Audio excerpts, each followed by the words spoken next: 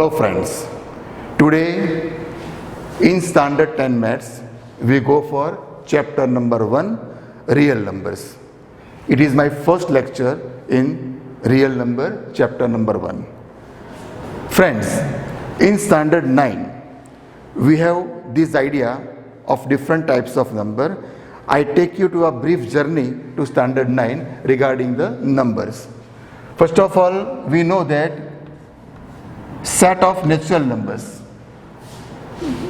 that is 1, 2, 3, 4 onwards, these all are natural numbers. Then if I add 0 to it and I write 0, 1, 2, 3, 4 onwards, then it becomes whole numbers. W stands for whole number. If I take negatives also, like minus onwards, coming from infinity, minus 3, minus 2, minus 1, 0, 1, 2, 3 onwards. On either side it is infinity. Then it is called set Z. Z means it is integers. And then we studied Q. Q is a rational number. Rational number means a number which could be written in the form of P upon Q, means in the form of fraction, with the condition that this P should be an integer, any integer, negative, 0 or positive, and Q cannot be 0. With this condition, if a number is possible to be expressed, it is called rational number. And then we took the set of irrational numbers. Some numbers like root 2, root 3, root 5, root 7 and so on. We also take pi in that category. These all are irrational number, and that irrational number is expressed as set S. Okay? So these we have studied in standard 9. One thing more, that what is the difference between rationals and irrational? Because out of the total numbers, there are two types of number. One is rational and second is irrational. Rational number includes integers, whole and natural, while it is a different category. The numbers which are not rational, they are irrational numbers. Now, if we take the decimal expansion of a number, then if it is terminating somewhere, suppose it is 2.57 and finished, it is terminating, or so the number is suppose not terminating, then 57, 57, 57, that way a group of numbers or the single number repeats up till infinity. So such categories of the number goes to the rational number. So rational number is either terminating, and if it is not terminating, it is recurring. While in the case of irrational numbers, the number is neither terminating nor it is recurring. So these are the characters of real numbers that we have studied in standard 9. Now we go ahead. So one thing is very much clear, that rationals plus irrational, they all together makes the real numbers.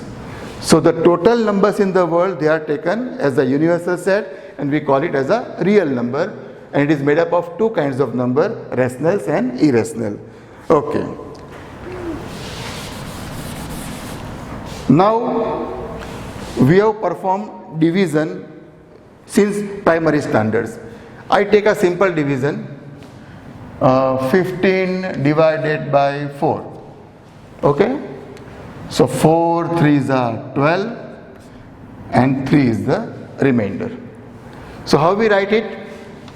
15 is equal to 4 multiplied 3 plus 3. 4 3s are 12 plus 3, 15. Here 15, as you know, it is known as dividend. 4, it is divisor. This 3 is quotient. And this 3 is remainder. This equation we have established in the primary standard. Okay. Now the same equation we are using here in standard 10 and we are learning it in a different way. Suppose I take a few numbers, 3 divided by 4, 4 divided by 4, 5 divided by 4, 6 divided by 4, 7 divided by 4, 8 divided by 4, 9 divided by 4, 10 divided by 4. So many numbers I can take, but we try to understand what I mean to say. We perform division for every fraction. First is 3 divided by 4. So division is not possible. So 4 zeros are 0, 3 is the remainder. So in the statement, just now we understand the equation. In that way, if I write, I can say it is 3 is equal to 4 into 0 plus 3. Dividend is equal to divisor into quotient plus remainder. Second one, 4 divided by 4. 4 ones are 4, remainder is 0. So now 4 is equal to 4 into 1 plus 0. I take the third one, 5 divided by 4. 4 ones are 4, 1 is the remainder. So I can say 5 is equal to 4 ones are 4 plus 1. Go for 6. 6 divided by 4. So 4 ones are 4, remainder is 2. So 6 is equal to 4 into 1 plus 2. Similarly, if I take 7, I think you are very understood to how to write. 4 ones are 4 plus what makes 7? Plus 3. 8. 4 twos are 8. So no remainder, 0. 9. 4 twos are 8 plus 1. 10. 4 twos are 8 plus 2. Okay. So here you can check, we divide all the number by 4. You can check. We divide all the number by 4. Then what is the remainder? You can check here. The remainder is 3102, 3102. Means remainder is a number which is less than 4. So I can say the remainder R, it is always less than 4. 4 is here divisor. Okay. At present I write it is divisor. Remainder is less than divisor. Second thing, if we write that number in this fashion, suppose A is the dividend, then B is the divisor into Q, that is the quotient here. Whatever we get as the answer on the top, it is quotient plus remainder. Okay. So one thing is very much clear here, that what is divisor here? B. So one result we are getting, that this remainder is less than the divisor, means it is B. Okay. Now what about the remainder? Remainder can be a number 0 or it is a number positive, but that number is not more than the divisor. So I can say the remainder can be more than 0 or equal to 0. So altogether I make a statement that 0 is less than or equal to remainder is less than or equal to B. B is what here? Divisor. So this is what we have studied, that any A and B which are positive integers, when A is divided by B, we always get Q and R, such that this equation established, that is A is equal to BQ plus R, and with the condition for R, 0 is less than or equal to R is less than B. Then this statement that we have established with this condition, it is known as Euclid lemma. What we have studied? Euclid's lemma. Now you will ask what is Euclid, you know. Who was Euclid? Lemma is what? Lemma is a statement which is already proved previously and which can be used to prove the other statements, that is known as lemma. Now, all these statements, they are the examples of lemma. So, every division I can write in the form of Euclid's lemma. Okay? Now, what is the use of this lemma that we try to understand?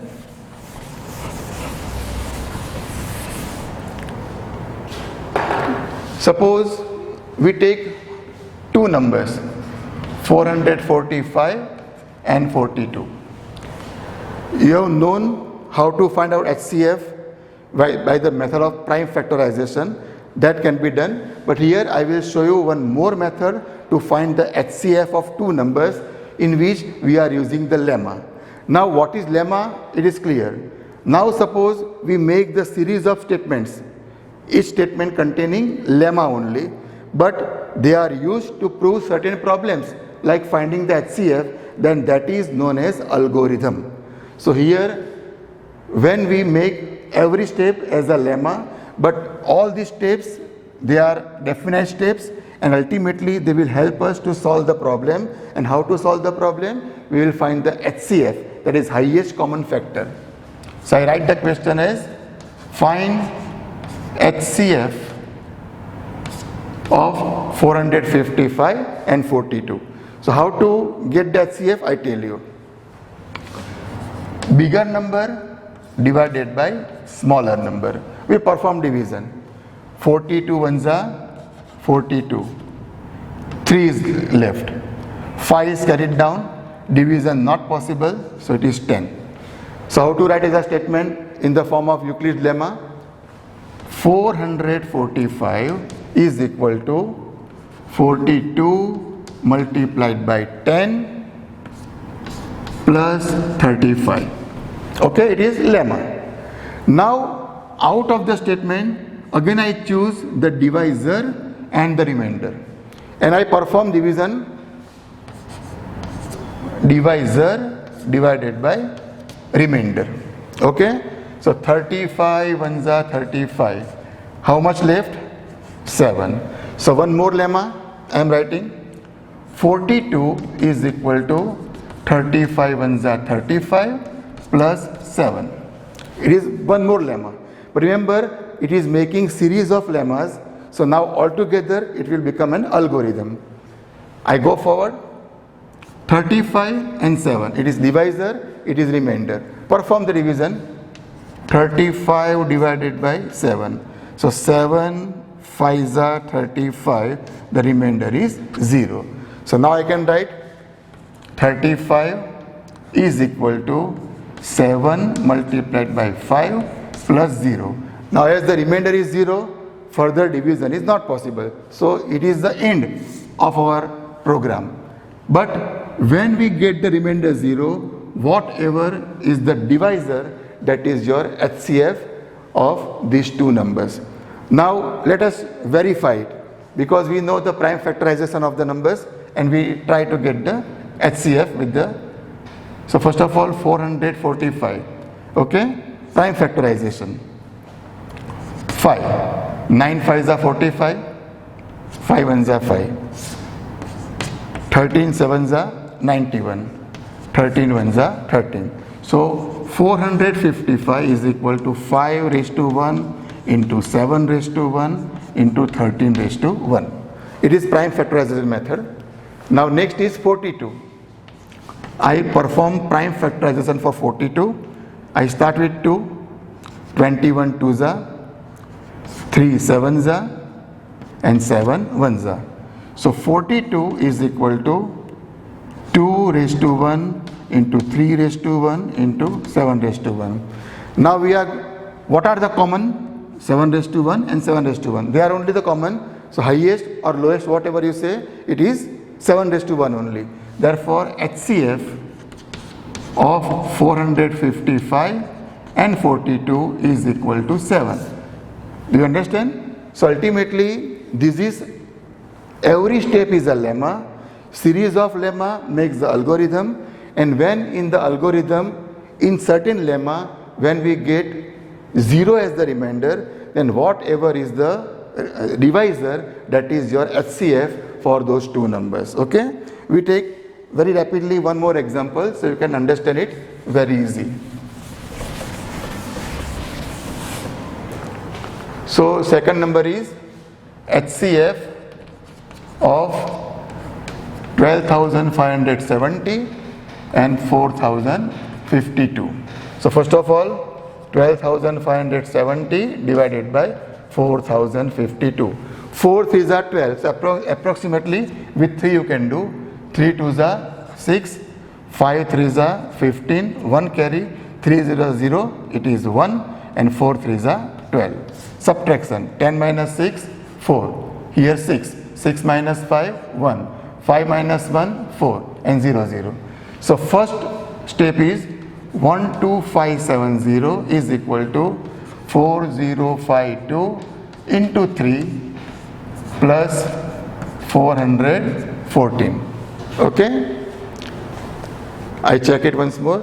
3 2s are 6, 5 3s are 15, 1 carry forward, 3 0s are 0, so 1, and 4 3s are 12. 4, 6 minus 5 1, and 5 minus 1 4. Okay, it is correct. Now second is what? 4052 divided by 414. So 4 10s are 40, so probably it will go with 9. 9 4s are 36, 3 carry forward, 9 1s are 9 and 3, 12, 1 carry forward, 9 4s are 36 and 1, 37. Subtraction, 12 minus 6, 6, here 4, 4 minus 2 is 2, here 10 minus 7 is 3, so it is 0. So now it is 4052 is equal to 414 multiplied by 9 plus 326. Again go this way, 414 divided by 326. It will go with 1 only. 326 ones are 326. 14 minus 6, 8, here 0, so 10 minus 2, 8, it is 0, 88. So now we can say 414 is equal to 326 multiplied by 1 plus 88. Again 326 divided by 88.